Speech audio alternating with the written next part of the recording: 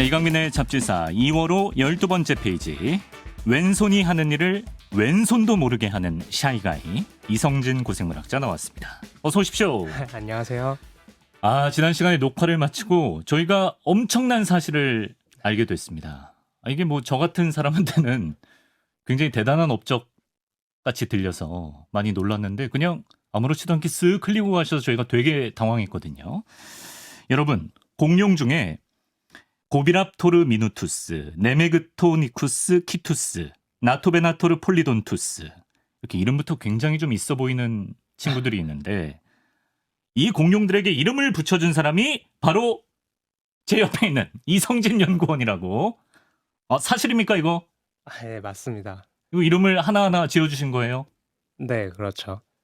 이거 되게 엄청 특별한 일인데 왜 지난 시간에 나가면서 그냥 뭐 강아지 뽀삐 이름 지어주듯이 대수롭지 않게 말씀하고 나가셨나요? 사실 제가 첫 주에 이제 제가 연구했던 공룡을 소개를 잠깐 했었는데요. 네. 소형 육식 공룡. 네, 생각해보니까는 네. 제가 그렇게 이름을 지었던 언급은 안 했더라고요. 그래서 뭐, 네. 이게 뭐야? 저 같으면 바로 이것부터 자랑하고 기선제압 하고 들어가거든요. 나 이런 사람이다. 내가 공룡을 세상에 꺼냈다. 우리 연구원님이 워낙 품성이 자랑하지 아니하고 교만하지 아니하고 그런 품성이어서 이 위대한 업적을 저희가 5주가 지나서야 알게 되었습니다. 그래서 오늘 공룡의 이름 붙이는 법에 대해서 조금 여쭤보고 싶어요. 네. 그럼 우리 소행성 새로 발견한 거에 이름 붙이듯이 공룡의 이름도 발견한 사람이 마음대로 붙여주는 건가요? 보통 발견한 사람이라기보다는요. 네. 이제 새로 공룡의 어떤 뭐 공룡도 그렇지만 다른 생물도 마찬가지로 어떤 새로운 종의 이름을 이제 지어서 발표를 할 때는 이제 논문에 발표를 하게 되는데요. 보통 그 논문을 쓰는 저자들이 이제 이름을 짓게 되죠. 논문의 저자. 거기는 발견자도 보통은 들어가 있겠네요. 경우에 따라서 달라요. 이게 학자들이 발견을 하는 경우도 있지만 그냥 일반 시민분들이 발견을 하는 경우도 종종 있기 때문에 경우에 따라 다릅니다. 특허청에 상표 등록하듯이 공룡 같은 경우에는 논문에다가 이름을 밝혀야 된다. 네. 그럼 아까 그 고비랍토르, 네메그토니쿠스, 나토베나토르 이 녀석들은 이성진 연구원이 전 세계에서 처음으로 발견한 공룡들인가요?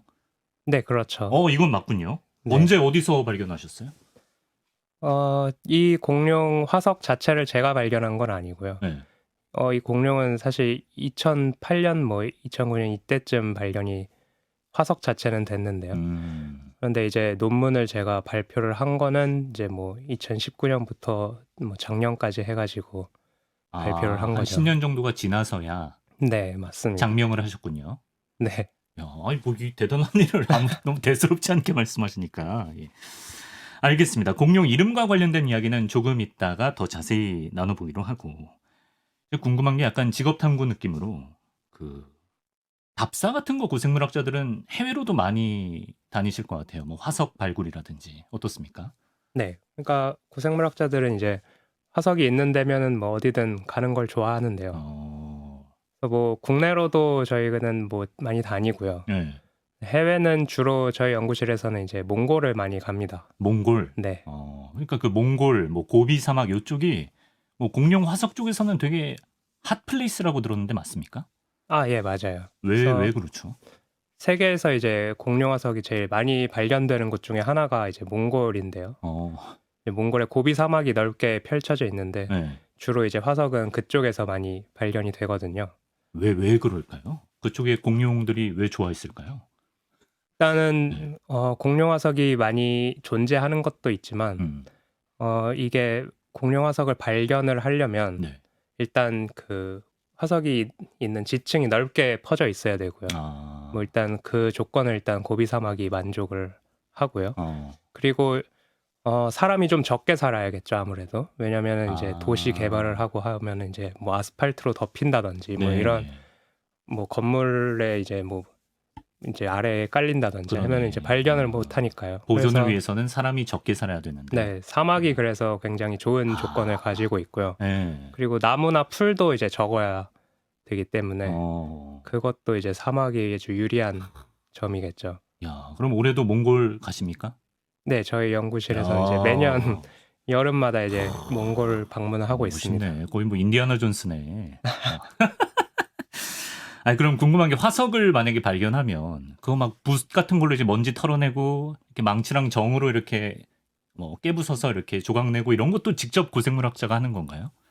아, 네, 다 오, 직접 진짜? 하고요. 예, 네. 뭐 영화에서 나오는 것처럼 네. 비슷하게 발굴을 합니다. 그래서 뭐 되게 어려운 기술 아니에요? 사실 네. 그냥 고생물학자도 하지만 네. 다른 나라 같은 경우에는 네. 그냥 일반인 분들이 그냥 자원봉사로 발굴에 참여하는 경우가 있어요. 아, 그래요? 네, 그래서 딱히 뭐 숙련된 분들이 아니어도 네. 미세한 작업은 못하지만 네. 그래도 어떤 일정 도움은 줄 수 있는 부분이 있기 때문에. 그 망치질하다가 뭐 막 이렇게 네. 깨부수거나 실수한 적 없습니까? 아, 많죠. 아, 많아요. 화석 그거 깨부수면 안 되는 거 아니에요? 아, 사실 안 부수는 게 제일 좋지만 네. 이게 발굴하다 보면 어쩔 수 없이 손상이 되거든요. 아, 그래요? 네, 왜냐면은 이게 뭐 이런 정이나 망치보다는 화석이 약하기 때문에. 아니, 근데 네, 어쩔 이 중요한 수가 부분에서 없습니다. 이렇게 조각 나고 이러면 안 되잖아요. 아, 그렇죠. 그러니까 네. 최대한 조심스럽게 조심하긴 해야 하는데 되지만 나도 모르게 그렇게 되는 경우가 있죠. 그럴 수도 있다. 그러면 뭐 그냥 모른 척합니까? 아니요, 그런 건 아니고요. 예. 이제 망치나 뭐 정 같은 것도 쓰지만 네. 저희 꼭 접착제를 들고 다니거든요. 아. 경화제도 들고 다니면서 이제 네. 화석을 좀 더 강화시켜주고 혹시라도 이제 뭐 부서진 부분이 생기면 네. 이제 접착제로 뭐 이어붙이고 이렇게 하면서 이제 네. 작업을 합니다. 그래요. 저 에디터가 자기도 그럼 그런 거 할 수 있는 거냐고 물어보는데요. 아, 네. 물론 할 수 있는데요.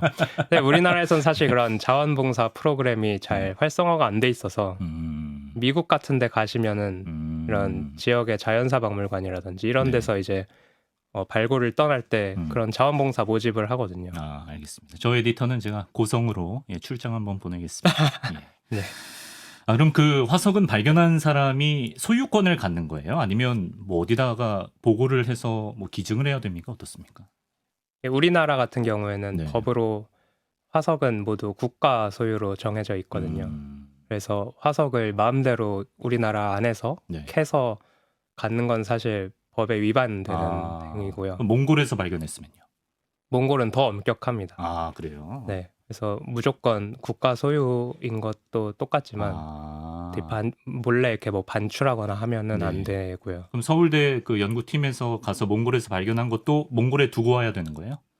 네, 기본적으로는 그렇고요.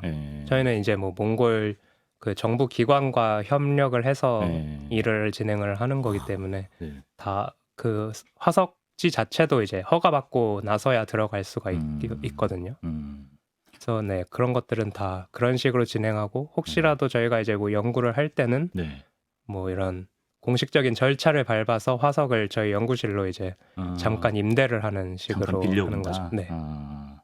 그러니까 이성진 연구원이 워낙 이제 감정 기복이 크지 않은 분이어서 되게 평탄하게 말씀하시는 것 같은데 아니 공룡 화석이면 가치가 엄청 높을 거 아니에요. 그럼 뭐 도굴꾼이라든지 예를 들어서 영화에서처럼 그냥 이렇게 내가 공룡 화석 몰래 좀 발굴해서 한몫 챙기고 뭐 어디 경매 같은 데 내놔서 돈 좀 벌어봐야겠다 이런 사람 없습니까? 편집장님 같은 생각을 하시는 분들이 굉장히 많이 있습니다. 아, 많습니까? 일단 많은 분들이 여쭤보시는 것 중에 하나가 이제 공룡 화석 그거 얼마나 하냐는 질문이 그래요? 많거든요. 얼마예요? 얼마? 가치가? 화석에 따라 다르지만 일단은 이 나라마다 법이 다르기 때문에 사실 화석을 사고 파는 게 합법인 곳이 있고 불법인 곳이 있거든요. 몽골 같은 경우는 대표적인 이제 그런 걸 다 불법으로 지정해 놓은 나라이기 때문에 사실 몽골 화석에 돈으로 값어치를 매기는 거는 좀 어렵긴 해요. 근데 뭐 밀매하는 사람 있지 않을까요? 그렇죠. 그래서 도굴꾼들이 사실 몽골에 굉장히 많거든요. 그래서 고비 사막이 워낙 이제 사람도 없고 이제 뭐 거기 그렇게 사람이 없으니까 뭐 치안이 좋은 것도 아니고 그렇죠.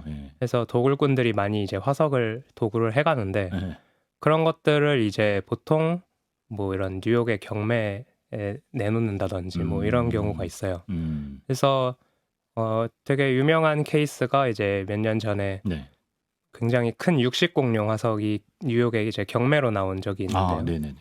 그게 이제 한 100만 달러 정도에 낙찰이 된 적이 있죠. 100만 달러면 1000만 원, 1억, 10억 넘게. 네, 13억 가까이 되는 돈이긴 한데요. 그렇게 되고 나서 이제 이게 몽골 정부에서 이제 항의가 들어와서 그 표본을 다시 회수한 사례가 있습니다. 네, 아까 보니까 그 우리 구 캐서방이라고 불렀던 니콜라스 케이지 기사가 하나 있던데. 네. 예, 유튜브에 저희가 기사를 capture해서 띄워드렸거든요. 니콜라스 케이지가 이제 그 도굴된 공룡 화석을 돌려줬다 몽골에, 뭐 이런 기사가 있네요. 네. 그래서 저분이 이제 뉴욕에서 경매가 진행될 때 타르보사우루스라고 하는 이제 티라노사우루스 비슷하게 생긴 커다란 육식 공룡의 이제 머리뼈 화석을 낙찰을 받으셨어요. 그때 들리는 얘기로 이제 뭐 레오나르도 디카프리오를 이기고 그 화석을 낙찰받았다고 기사가 났었는데 그렇게 해서 가졌는데 이제 몇 년 지나지 않아서 이제 타르보사우루스의 이제 전신 골격이 도굴된 표본이 이제 또 경매로 나온 적이 있거든요. 근데 그게 이제 뭐 100만 달러에 낙찰이 되고 몽골 정부에서 공식적으로 이제 항의가 들어오고 나서 아까 말한 그 케이스예요? 그래서 이제 반환이 됐는데 그런 게 이제 불법이라는 게 이제 많이 알려지고 나니까 이제 저분도 그럼 자기가 샀던 것도 이제 반환을 하겠다라고 하신 거죠. 그렇군요. 아니 근데 도굴꾼도 그냥 고비 사막 가면 내가 한 점 건져올 수 있겠지라고 쉽게 생각할 수 있을 정도로 이게 몽골 가면은 공룡 화석 발견하는 게 쉬운 일입니까? 우리가 사막에서 바늘 찾는다는 표현이 있는데 되게 희박하고 가도 뭐 허탕치고 오는 경우가 부지기 있을 것 같은데 어떻습니까? 그러니까는 사실 공룡 화석 자체를 찾는 건 굉장히 쉬워요. 쉬워요? 네. 왜죠? 고비 사막에 이제 공룡 화석이 나오는 곳은 이제 널리 알려졌거든요. 어디서 이제 화석이 나온다는 거는 스팟이 있구나. 네, 거의 뭐 100년 가까이 이제 그런 공룡 발굴 역사가 있는 곳이기 때문에 거기 가면 뭐 예전에 길거리에 비비탄 떨어져 있듯이 진짜 채 있는 게 화석입니까? 예, 그렇죠. 진짜로? 그런데 화석은 그렇게 많지만 제가 말씀드리는 이런 많다 그러는 화석은 이제 뼈 조각들이에요. 그러니까는 이제 보통 생각하시는 그런 완전히 이제 보존이 잘 된 그런 화석이 아니고 그냥 뼈 조각들은 그냥 바닥에 널려 있는 편인데 이제 제대로 된 화석을 찾아야 이제 연구를 어느 정도 할 수가 있거든요. 저희는 이제 그런 조각조각 난 뼈들보다는 그런 좀 어느 정도 보존이 된 화석을 찾아야 되기 때문에 그거는 현재는 그렇게 쉽지 않은 편이죠. 그럼 그걸 해냈을 때의 기분은 어떤가요? 뭐 신받다를 외친다든지 어떤 고생물학자들만의 축하 의식이 있습니까? 그냥 저녁에 술로 축하 의식을 하긴 하는데요. 다 똑같군요. 기분이 저희는 어때요? 기분이? 일단 발굴하는데 귀찮겠구나라는 생각이 먼저 들고요. 이 사람은 진짜 환상을 다 깨버리네, 진짜. 사실 기분 되게 좋습니다.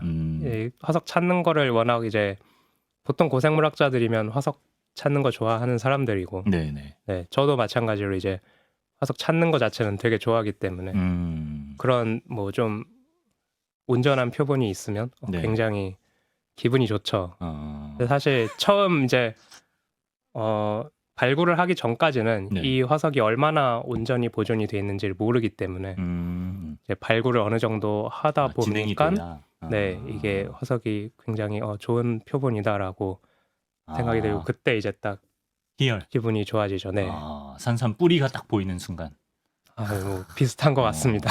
그 순간이 되게 설레는구나, 기다리면서. 알겠습니다. 에디터가 이런 질문을 하나 넣었네요. 근데 공룡의 뼈인 줄 알고 신나게 발굴해서 고이고이 모셔왔는데 정밀 분석 결과 몽골에서 흔히 키우는 양이나 말, 야크 같은 가축의 뼈면 어떻게 되나요? 근데 이런 경우가 있을까요? 전문가들인데 그래도. 그런 경우는 없다고 보셔도 되고요.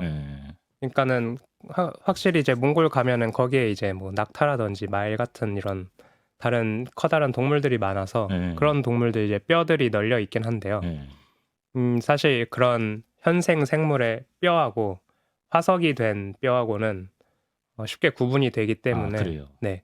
그런 경우는 없지만은 보통 이제 처음 가시는 분들은 그런 실수를 종종 하시곤 하죠. 이게 그냥 어차피 몽골에서 나오는 화석들은 또 대부분 색깔이 하얗거든요. 그냥 일반 뼈처럼. 네. 그래서 종종 헷갈려 하시는 분들이 계시긴 하는데 일단은 무게부터 다르고요. 무게가 더 어떤 게 무거울 것 같으신가요? 공룡이 더 무겁지 않을까요? 아니다. 공룡이라서. 조각조각 났기 때문에 더 가볍나? 그런 건 모르겠는데요. 아니고요. 예. 화석이 더 무겁습니다. 똑같은 크기일 때 화석이 왜 무겁냐면은 화석이 뭐보다 뼈보다? 네, 뼈보다는 네네. 무거운데요. 예. 이제 화석이 되는 과정에서 네. 이제 원래 뼈 안에 이제 구멍들이 많이 있는데 네. 거기에 이제 광물들이 침전을 하기도 하고요. 네, 그래서 이제 그 무게가 합쳐지고 또 이제 뼈 자체도 이제 뭐 이렇게 더 무거운 광물로 이제 치환이 일어난 경우가 있고 해서 네. 이제 뼈보다는 이제 화석이 더 무겁고요. 그리고 보통 이렇게 사막에 널려 있는 뼈들은 네. 다 말라 비틀어진 게 대부분이에요. 네. 이제 사막에 이제 열기가 세다 건조하기도 보니까 하고. 네. 그래서 그냥 말라 비틀어진 뼈랑 화석을 구분하기는 사실 뭐 몇 번 이렇게 보다 보면 쉽게 할 수 있는 일입니다. 네. 그렇군요. 자, 그래서 제가 지난주 헤어질 때부터 궁금했던 질문을 드리겠습니다. 이성진 연구원이 이름을 붙여준 그 자식 같은 공룡들, 고비랍토르, 네메그토니쿠스, 나토베나토르, 이게 무슨 뜻의 이름이고 왜 이런 이름을 붙여주셨는지 한 마리 한 마리 보면서 우리가 네. 좀 설명을 해주시면 좋겠는데요. 사진 자료를 유튜브에 저희가 띄워드리겠습니다. 일단 첫 시간에도 보여줬던 녀석들인데 고비랍토르 미누투스, 네. 이거는 어떤 근거로 저런 이름을 붙이셨나요? 일단 고비랍토르라는 이름은 저희가 그냥 고비 사막에서 이름을 딴 거고요. 이제 랍토르라는 게 이제 뭐 영어로 랩터라고 많이 하는데, 예. 네, 저런 식의 이제 조금 이제 날렵해 보이는 작은 크기가 상대적으로 작은 뭐 벨로키랍토르라든지 이런 네. 그런 수각류 공룡의 이름을 붙일 때 많이 쓰는 이름이고, 그래서 일단 채용을 한 거긴 합니다. 그러니까 되게 어려워 보이는데, 그러니까 지역명, 발굴된 지역 플러스 공의 종에 따른 그 랩터라는 이름 붙인 거네요. 그리고 이제 미누투스라는 거는 이제 종명인데요. 그건 이제 크기가 작아서 이제 붙인 이름입니다. 미누투스라는 게 이제 작다는 뜻이 있거든요. 그렇군요. 그러면 얘는 어떻습니까? 네메그토니쿠스 키투스. 예, 저 친구는 무슨 뜻이죠? 이거는 이제 네메그토니쿠스라는 거는 저 화석이 발견된 지층이 이제 네메그트라는 이제 지층 이름의 그 이름을 가진 이제 지층이거든요. 그래서 그 지층 이름에서 따온 이름이고요. 키투스라는 거는 이제 약간 날렵하다는 뜻인데요. 네, 저 공룡이 딱 보시기에도 뒷다리가 굉장히 길어 보이죠. 길고 얇네요. 네. 예. 그래서 저렇게 뒷다리가 굉장히 이렇게 길고 가늘면 이제 빨리 뛸 수 있는 공룡인 거기 때문에 저런 이름을 이제 키투스 특징을 따서 붙인 이름이죠. 저도 다이어트에 성공하면 이름 뒤에 키투스를 붙이겠습니다.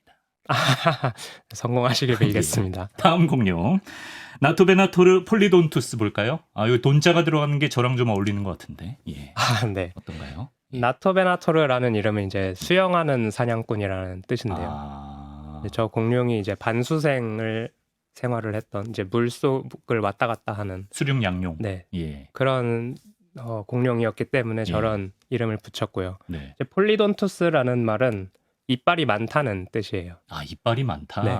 그래서 저 공룡의 특이한 점 하나가 이제 이빨이 굉장히 많아서 총 개수가 거의 뭐 100개가 아마 됐을 정도의 그런 많은 이빨을 가진 공룡이었기 때문에 저런 이빨이 많다는 뜻을 이제 가장 중요한 특징이기 때문에 쓴 거죠. 폴리돈투스를 붙이신 거군요. 네. 그러면 저렇게 짓는 어떤 공식 같은 게 있습니까? 뭐 종 먼저, 지역 명저, 뭐 특징 먼저 이렇게 공식이 있는 건지 아니면 자기 멋대로 정말 이성진 사우루스라든지 뭐 성진이돈 뭐 이런 거 있죠. 성지아노돈 뭐 이런 식으로 지을 수 있는 건지. 사실 마음대로 지어도 문제는 없는데요. 그래요?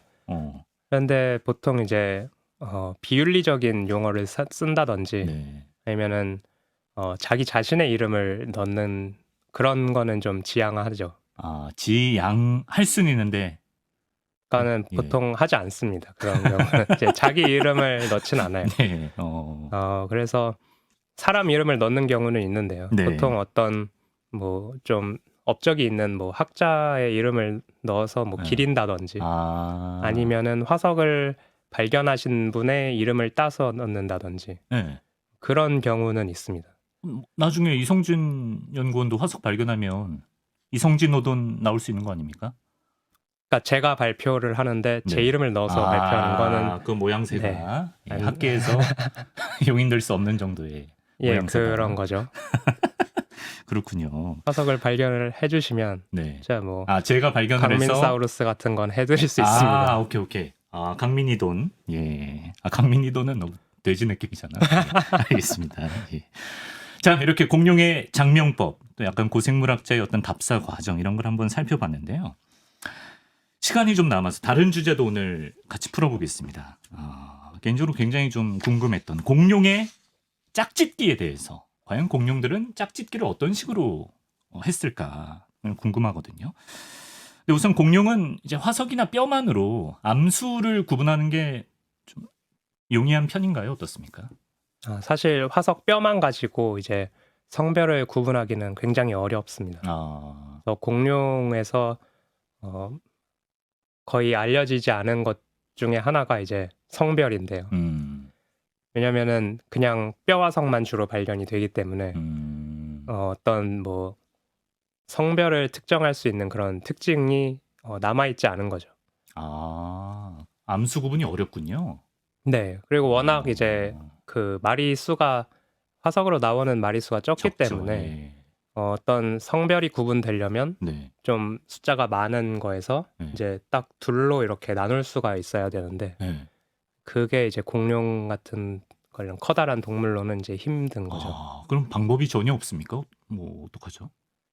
최근에 이제 성별 구분이 된다고 한 예가 있는데요. 네. 이게 이제 골수뼈라는 게 발견이 된 경우입니다. 골수뼈. 네. 골수뼈라고 하는 거는 이제 오늘날의 새에서 발견을 할 수 있는 건데요. 네. 이제 새 같은 경우는 알을 낳아야 하기 때문에 암컷에서는 이제 골수는 원래 이제 비어 있는 공간에 그치, 뼈와 뼈 사이에 있잖아요. 비어 있는 공간이잖아요. 네. 그쪽에 이제 뼈를 이제 만들어서 뼈에 칼슘을 저장해 놓고 그걸 이용해서 이제 거기 있는 칼슘을 빼다가 이제 알을 만드는데요. 새들이 그렇게 하는구나. 예. 네, 이제 암컷만 이제 알을 그렇게 만들어서 낳기 때문에 그런 골수뼈를 가지고 있는 개체는 암컷이 되는 거죠. 근데 새는 공룡이니까 공룡 뼈에서도 그 골수뼈가 발견되면 암컷이다. 네, 그렇게 말을 할 수가 있는데요. 골수뼈라고 추정이 되는 것들이 몇몇 공룡에서 발견된 적이 있습니다. 그래서 그런 공룡들은 아마 암컷일 거다라고 이제 추정을 할 수가 있는 건데요. 네. 근데 아쉽게도 뭐 그런 공룡이 극히 드물기도 하고요. 그래요. 네. 뭐 온전한 표본에서 그렇게 골수뼈가 발견되는 경우가 어렵겠죠. 네, 거의 없기 때문에 골수뼈가 굉장히 중요한 포인트구나. 근데 생식기 흔적 이런 건 안 남습니까? 사실 그냥 뼈로는 그런 게 남기가 어려운데요. 포유류 중에는 이제 생식기에 뼈가 돼 있는 동물도 있지만 아직까지는 뭐 공룡에서는 그런 경우가 없었고요. 네. 그리고 그런 뭐 이렇게 단단한 부분이 없기 때문에 이제 화석으로는 거의 안 남는 거죠. 그럼 골수뼈가 확인된 공룡들은 대표적으로 어떤 친구들이 있을까요? 티라노사우루스가 있고요. 티라노사우루스가 저 유튜브 사진 나가고 있네요. 티라노사우루스의 저게 골수뼈랍니다. 그러니까 암컷이겠네요. 네, 여기서 이제 MB라고 써 있는 부분이 이제 골수뼈인 거죠. 저게 이제 수컷은 저 부분이 비어 있습니까? 네, 암컷도 이제 평소에는 비어 있다가 이제 알을 만들어야 될 때 이제 저게 뼈가 생기는 거죠. 신기하네요. 근데 이제 뭐 짝짓기라는 게 서로 마음이 통해야 가능한 일일 텐데 그러려면 서로 매력 어필을 많이 해야 될 것 같고 또 앞 시간에서도 깃털의 모양이나 색깔을 통해서 이성 공룡에게 어필하는 녀석들이 있었다 말씀을 하셨잖아요. 그거 말고도 그렇죠. 또 뭐 알려진 공룡의 매력 어필 방법 이런 거 있습니까? 사실 이게 화석으로 추정하기가 굉장히 어려운 부분이기 때문에 그렇죠. 네, 그렇게 깃털의 구조를 가지고 이거는 뭐 비행에도 쓰기 힘들고 꼬리에 이렇게 뭐 깃털이 나 있으면 이건 사실 좀 과시 목적이다라고 생각을 해서 그런 경우가 많고요. 너무 인간의 생각 일단- 아닙니까? 인간이 보기에 용도가 뭔지 모르겠다 그러면 무조건 매력 어필 이렇게 가는 거예요. 사실 그렇게 이제 생각을 하는 이유가 네. 새에서 그런 경우가 많기 때문인데요. 저번 시간에 보여드렸던 그런 뭐 트리케라톱스의 프릴이라든지 여기 네, 예, 목 뒤에 그런 장식 큰 거. 같은 네. 것들이 대부분 이제 오늘날 볼 수 있는 동물들에서는 그런 과시용입니까? 네, 과시랑 관련이 있거든요. 네. 그래서 뭐 어쩔 수 없이 그렇게 추론을 하게 되는 건데요. 이제 공룡에서는 주로 그런 특이한 구조라든지 네. 뭐 깃털로 이제 과시를 했다고는 이제 충분히 유추를 할 수 있는데 어떤 행동을 했는지는 사실 알기가 굉장히 어렵죠. 그렇겠죠, 근데. 그래서 여기서 이제 조금 도움이 되는 게 발자국 화석이긴 한데, 그래서 발자국이 굉장히 좀 정신없게 나 있는 네. 경우가 있거든요. 네. 그런 경우는 이제 오늘날의 어떤 새들처럼 네. 뭐 이런 춤을 추는 행동을 공룡이 했을 가능성이 있다라고 주장을 하시는 분들이 새가 있습니다. 춤을 추는 것도 몰랐는데. 이렇게 발자국이 어지럽게 이렇게 나 있으면 새들은 춤을 추는 경우가 있기 때문에 네, 공룡도 공룡도, 춤을 췄을 네. 수 있다. 비슷할 거다라고 이제 여길 수가 있는 거죠. 새들 중에서도 춤을 추는 새들이 뭐 이렇게 종마다 다르기 때문에 네네. 뭐 공룡 중에서도 충분히 그런 공룡이 있을 수 있다고는 생각합니다. 새들은 춤을 추는 게 그 구애를 하려고 춤을 추는 겁니까? 예, 그렇죠. 그럼 공룡도 그랬을 수 있겠네요. 네. 그래서 새들도 이제 뭐 암컷을 이제 좀 유혹하려는 수컷이 춤을 추는 경우도 있고요. 아니면 뭐 암수가 같이 뭐 듀엣으로 뭐 이런 춤 로맨틱한데? 비슷한 행동을 하는 경우도 있고요. 두루미 같은 경우가 그런데요. 그래요. 네. 공룡도 그러면 듀엣으로 한곡 땡기실까요? 이런 느낌으로 갈 수 있다. 네, 그랬을 수도 있는 거죠. 무슨 춤이었을지 되게 궁금하네요. 제로투는 아닐 거 아니에요. 마카레나도 아닐 거 아니에요. 뭐 새를 보게 되면 네. 뭐 춤추는 새들 중에 좀 유명한 게 이제 뭐 극락조라는 새가 있는데 이름부터가 극락조입니다. 일단 그 새는 이제 수컷이 이제 좀 화려하게 생기고 암컷은 약간 보호색을 띠는 종인데요. 수컷이 이제 화려하게 깃털을 뽐내면서 막 이제 암컷 주위를 빠르게 왔다 갔다 하는 식으로 이제 춤을 추는데, 네. 뭐 공룡도 그런 종이 있었을 수가 있는 거죠, 충분히. 그럼 극락조 암컷은 그냥 가만히 지켜보고 있습니까? 예, 맞아요. 진짜 그냥 가만히 지켜보고 있어요. 인간이나 동물이나 수컷이 노력을 해야 됩니다. 자, 아무래도 학자 입장에서는 오직 화석을 통해서 공룡의 어떤 행동 양식을 유추한다는 게 분명히 쉬운 일이 아닐 것이고 좀 추측에 의존하는 면도 분명히 있을 것 같은데 그 짝짓기와 관련해서도 중요한 포인트 중에 총배설강이라는 게 있다는데 이건 어떤 건가요? 네, 사람을 비롯해서 포유류는 이제 대변과 소변이 이제 그 나오는 공간이 이제 구분이 되어 있잖아요. 그렇죠. 예. 좀 지저분한 얘기를 드리는 것 같아서 좀 그렇긴 한데요. 저는 좋아해요. 저는 지저분한 거 굉장히 좋아합니다. 이제 새나 이런 파충류들은 그게 하나로 합쳐져 있어요. 새 파충류는 대소변 배출을 한 곳으로 하는 곳이? 거죠. 그거를 이제 총배설강이라고 하는데요. 근데 생식 또한 이 총배설강을 통해서 이루어지기 때문에 그래요. 네, 이게 이제 생식기 역할도 하는 거죠. 그럼 공룡도 이런 게 있습니까? 예, 공룡에서도 충분히 있다고 생각을 할 수가 있는 게 뭐 모든 파충류랑 새가 가지고 있기 때문에 유추도 할 수 있지만 이게 화석으로 발견된 경우가 딱 하나 있습니다. 한 번? 아유, 참 애매하네. 예. 그래서 뭐 일단은 공룡 화석에서 그게 발견이 되긴 했기 때문에 그 공룡의 이제 총배설강이 어떻게 생겼는지 대략적으로 이제 알 수는 있는데요. 총배설강이라는 게 보통 그냥 구멍이거든요. 그래서 뭐 그런 뼈로 이렇게 뭐 되어 있는 그런 구조가 아니어서 사실 화석으로는 남지를 않고요. 그래서 이 총배설강을 이용해서 새들은 또 이것도 새마다 다르지만 보통 새들은 이 총배설강을 서로 이렇게 맞대어서 수컷이 그 자기의 총배설강을 통해서 정자를 보내는 식으로 짝짓기를 하고요. 새들이 그래요? 네. 그런데 또 타조 같은 이런 어떤 특정 새들은 이런 다른 포유류들처럼 이렇게 돌출된 생식기를 수컷이 가지고 있습니다. 그럼 또 가능성이 다 열려 있네. 네, 그래서 공룡도 뭐 어떤 식으로 이제 짝짓기를 했을지는 또 이거는 확실히 알 수가 없는 거죠. 미지의 영역이다. 그렇구나. 저는 항상 궁금했던 게 제가 스테고사우루스 제일 좋아하잖아요. 네. 스테고사우루스는 등에 그 뾰족뾰족 골판 같은 게 나 있어서 우리가 언뜻 생각하는 포유류의 짝짓기를 생각하면 이게 될까 싶은 거예요. 근데 이제 총 배설강을 맞대는 식으로는 좀 용이했을 수가 있겠네요. 아닌가? 어떻게 했을까요? 그렇겠죠. 질문이 이상한데. 네. 사실 아기 공룡 혹시 지금 보고 있는 아기 공룡이 있으면 보호자 모시고 오세요. 사람은 괜찮습니다. 네. 그래서 학자들도 굉장히 모르는 부분이 그런 부분입니다. 그래서 어떻게 공룡이 짝짓기를 했는지는 사실 진짜 완전히 미지의 영역이라고 볼 수가 있는데요. 뭐 기다란 생식기가 있었을 수도 있고요. 그거는 알 수가 없는 거죠. 고생물학자분 중에 유독 짝짓기에 굉장히 집착하는 스타일이라든지 정말 혈안이 돼서 지금 연구 중인 분도 계신가요?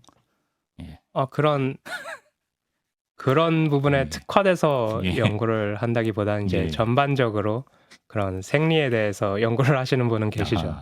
그분 응원하고 싶습니다.